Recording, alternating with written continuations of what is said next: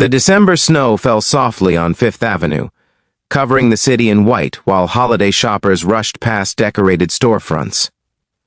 Michael Rivers stood outside FAO Schwartz with his 3 daughters, trying to decide if they had time for one more store before dinner. At 37, Michael was doing his best as a single father to triplet 6-year-olds. His wife had died 2 years ago, and he'd learned to navigate parenting alone while running his architectural firm. Today was their annual Christmas shopping day in the city, a tradition he was determined to maintain despite how exhausting it was managing 3 energetic first graders in Manhattan. "Daddy, can we see the toy soldiers?" Emma asked, pointing at the window display. "And the Lego castle," Lily added. "And I want hot chocolate," Sophie finished. Michael was about to answer when Emma tugged his jacket and pointed down the street. "Daddy, why is that lady crying?" Michael followed her gaze. About 20 feet away, a young woman sat in a wheelchair outside a closed storefront. She wore a burgundy coat that looked expensive but worn, her blonde hair falling around her shoulders. And she was indeed crying, silent tears running down her face. But what caught Michael's attention was what she was doing with her hands.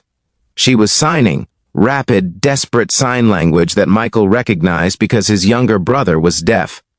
Michael had learned ASL growing up. The woman was signing "Please help me" over and over, her hands moving frantically while tears streamed down her face. "Girls, stay right here with your backs against this window. Don't move. I'll be right back." Michael approached the woman carefully, not wanting to startle her. When he was close enough, he signed, "Are you okay? Do you need help?" The woman's eyes went wide with shock and relief. Someone understood her. She signed back rapidly, "Thank you for stopping.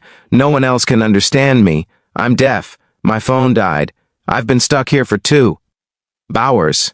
My wheelchair battery is dead too. I can't call anyone. I can't get home. Please help me." Michael signed back, "I understand. I'll help you. What do you need?" She signed, "I need to get home. I live 10 blocks from here. But I can't move my wheelchair without power, and I can't call anyone because my phone is dead. I've been trying to ask people for help, but no one understands sign language. They just walk past or look uncomfortable and leave." Michael felt a surge of anger at a city full of people who'd walked past a woman clearly in distress, just because they couldn't understand her. He signed, "I'll get you home. My car is in a garage 2 blocks from here. Can you wait here while I get my daughters in the car?"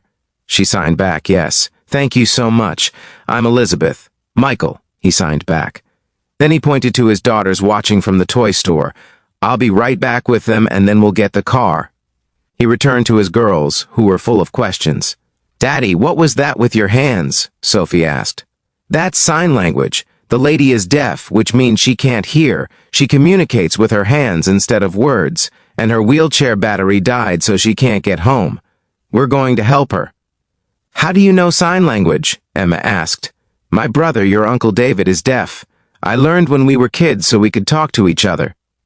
Michael got his car and pulled up to where Elizabeth waited. He loaded her wheelchair into the trunk while his daughters introduced themselves to Elizabeth with shy waves. Elizabeth smiled at them, and Michael signed to translate their names. During the drive to Elizabeth's apartment, Michael learned her story through a combination of signing and typing on his phone at red lights. Elizabeth Hartwell, 29, had been a professional dancer until a car accident 18 months ago left her paralyzed from the waist down. She'd been deaf since birth but had built a successful career in contemporary dance where movement was more important than sound. The accident had taken everything: her career, her independence, her confidence. She lived alone now in an apartment her parents helped pay for, struggling with depression and isolation. "Today I forced myself to go out," she signed. "First time in 3 weeks. I went to physical therapy and then tried to do some shopping, feel normal, but my phone died and then my wheelchair died and I panicked. I felt so stupid and helpless. Thank you for stopping. Thank you for understanding." Michael signed back while stopped at a light. "You're not stupid. Equipment fails. It happens to everyone. I'm glad I could help." They reached her apartment building, but there was a problem. 4 steps led up to the front entrance. No ramp, no accessible entry. "There's supposed to be a ramp," Elizabeth signed, frustrated. The building was supposed to install it 2 months ago. They keep delaying. Michael looked at the steps, then at Elizabeth and her powerless wheelchair, then at his 3 daughters. Okay, here's what we're going to do. Girls, you're going to help. Emma and Lily, you carry Elizabeth's bags. Sophie, you're in charge of holding the door open once we get to the top. I'm going to carry Elizabeth up these steps and then come back for the wheelchair. You don't have to... Elizabeth started to sign, but Michael gently interrupted. You need to get inside. Your apartment is on which floor? 3rd floor. There's an elevator inside. Perfect. Let's get you home. Michael had carried heavy materials at construction sites. He was strong enough. He scooped Elizabeth up carefully, mindful of her dignity and her injury. She weighed almost nothing. At the top of the steps, Sophie held the door like she'd been assigned a sacred mission. Michael carried Elizabeth to the elevator while his girls followed with her bags, and one of them somehow managed to wheel the powerless chair. At Elizabeth's apartment, Michael set her gently on her couch. Her apartment was beautiful, but clearly the home of someone who'd stopped taking care of their space. Dishes in the sink. Mail piled up, the kind of gentle chaos that comes from depression. Thank you, Elizabeth signed. I don't know what I would have done without you. Michael's daughters were exploring the apartment with the innocent curiosity of children. Emma found a wall covered with photos and posters. Daddy, she's a dancer. Look at these pictures. The photos showed Elizabeth on stage, her body in impossible positions, her face full of joy and passion. The difference between those photos and the woman sitting on the couch now was heartbreaking. You were beautiful, Emma said, then immediately looked embarrassed. I mean, you are beautiful, but you were so happy in these pictures. Elizabeth smiled sadly. Michael translated, and Elizabeth signed back. That was before the accident. I was happy then. I don't dance anymore.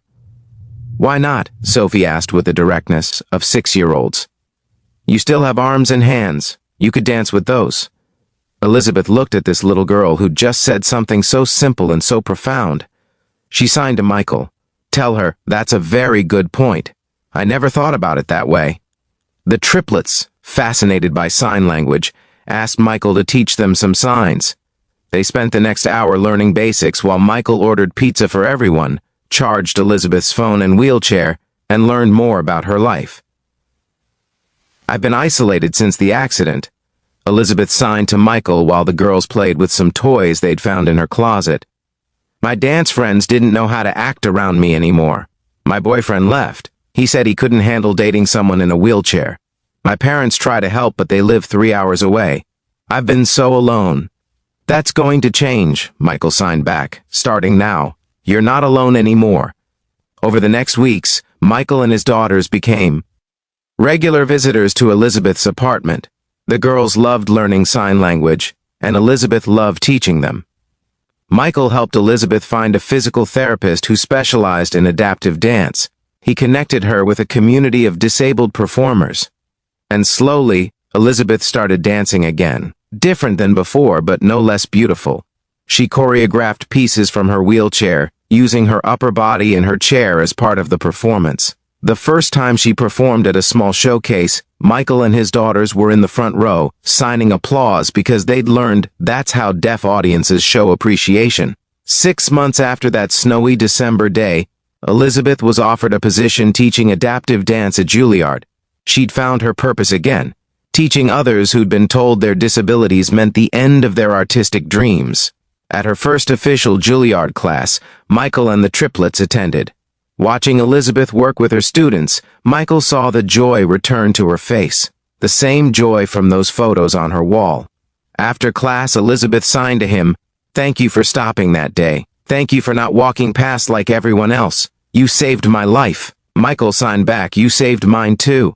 My daughters learned that helping people isn't about convenience. It's about seeing someone who needs help and choosing to care. That's the most important lesson I could ever teach them. So thank you for letting us be part of your journey. 2 years later, Elizabeth performed at Lincoln Center in a groundbreaking show featuring disabled dancers. The performance was entirely silent, set to vibrations and visual cues instead of music. The audience was a mix of hearing and deaf people, all experiencing dance in a revolutionary new way. Michael and his daughters, now 8 years old and fluent in ASL, watched from the audience. When Elizabeth finished her solo piece, the entire audience erupted in signed applause, hands waving. In the air, in the beautiful silence that meant everything. If this story moved you, please like, share, and subscribe for more stories about choosing to help when it's inconvenient. Comment below about a time you stopped to help someone others had passed by. Your story might inspire someone to notice the people around them who need help today.